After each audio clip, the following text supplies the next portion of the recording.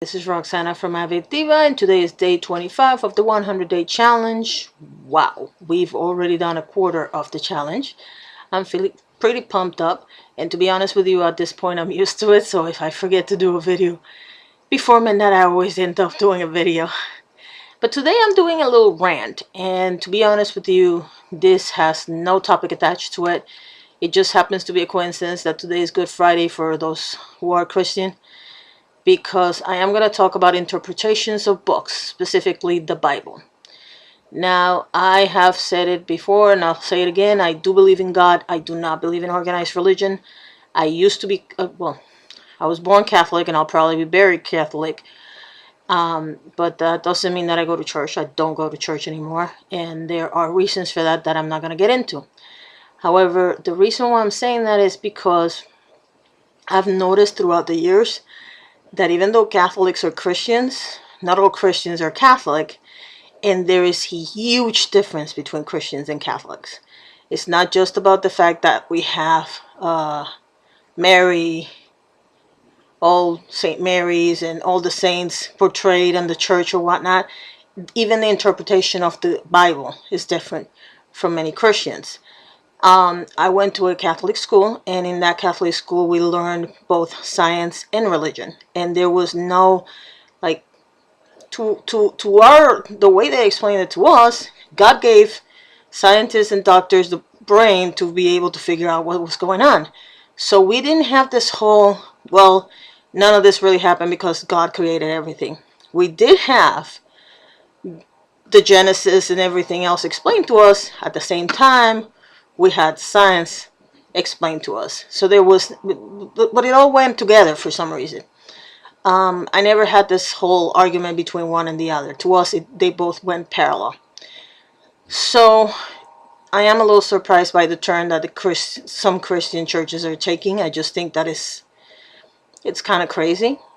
I also have noticed that obviously every church interprets the Bible differently.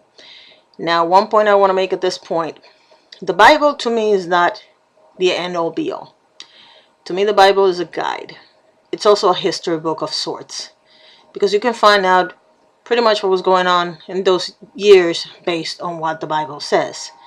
Now, I don't put a lot of stock on what the Bible says, mainly because most of it was written by people that were not there to witness anything. And what I mean by that is, whoever wrote Genesis was not there when the world started. If you look at the 4 Testaments, 2 of them were written by people that were there, 2 were written by people that were not, and so on and so forth. So most of the books and then of course you have the situation where nobody's keeping a diary of what's going on. People are writing after the fact. Add to that the fact that the Bible has been translated into several languages in many years, and that it's a collection of books that was put together, I think it was the 16th century. I can't remember the actual year. I keep saying 1508 or 15, but I don't really remember the year. But I know it was not a million years ago. It was not that long ago. It was about 500 years ago.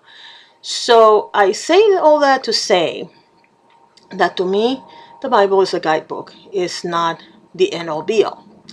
Now, having said that, yesterday there was an incident that I experienced in Facebook where I made a comment about this law that they're trying to pass in Georgia as far as the affecting the LGBT community. And I did not mention the LGBT community at all. What I mentioned was the fact that I couldn't wait to see a Muslim shop owner, or a Buddhist shop owner, or even a Catholic shop owner, now that I think about it, or even an atheist, decide that they're not going to serve somebody because of their religious beliefs. For example, I believe some sects of the Muslim religion will not serve women unless the man is the one placing the order. And in the case of the Catholic, which obviously I know, a Catholic person can choose not to serve a woman because they know she's divorced, because we don't believe in divorce, supposedly.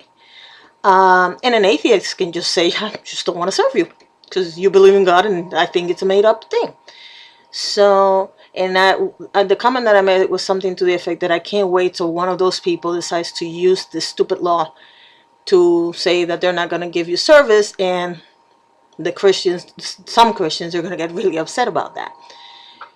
Well, I got some comments, and of course people preaching to me the Bible version of their Christian faith, whatever.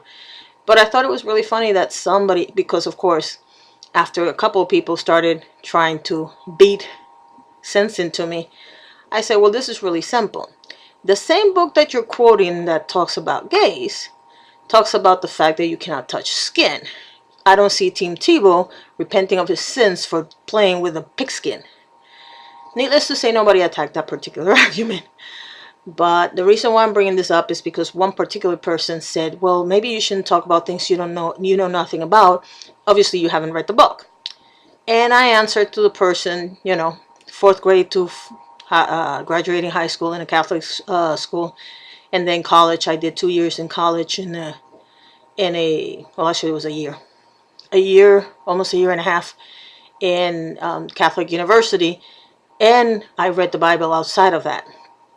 So I've read plenty of the book, the good book, and the one thing that I forgot to say, and the purpose of this particular blog is this: just because I'm not giving you the interpretation that you want out of the book that you're reading, doesn't mean that I have not read the book. And this holds true for the Bible. It holds true for anything in life.